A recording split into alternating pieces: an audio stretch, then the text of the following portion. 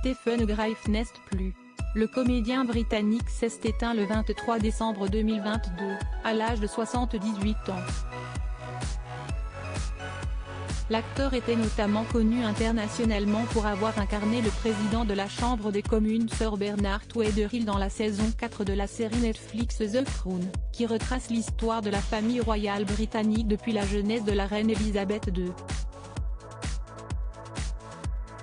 CST, l'agence chargée de représenter Stephen Graif, qui a annoncé la triste nouvelle sur les réseaux sociaux. CST, avec une grande tristesse que nous annonçons le décès de notre merveilleux client Stephen Graif, écrit Michel Bredman et associé sur le compte Twitter de l'entreprise. Il nous manquera terriblement et nos pensées vont à sa famille et à ses amis.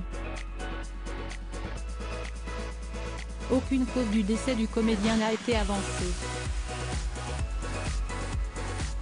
Ces tragiques décès de personnalités qui ont marqué l'année 2022. Ces tragiques décès de personnalités qui ont marqué l'année 2022 qui était Stephen Graif.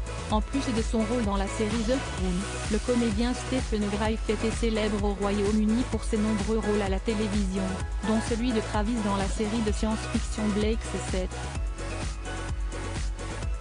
Il avait également incarné entre 1977 et 1979 le personnage de Harry Fanning, le propriétaire du pub de la sitcom Citizen Smith.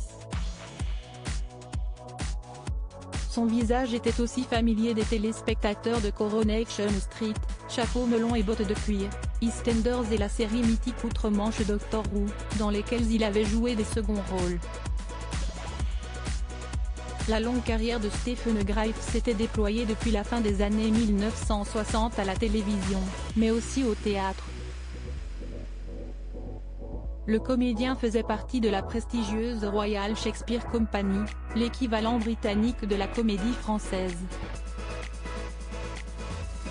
Plus récemment, Stephen Graif avait également prêté sa voix au jeu vidéo Total War, Warhammer 3, sorti en 2022. Crédit photo, capture d'écran Netflix.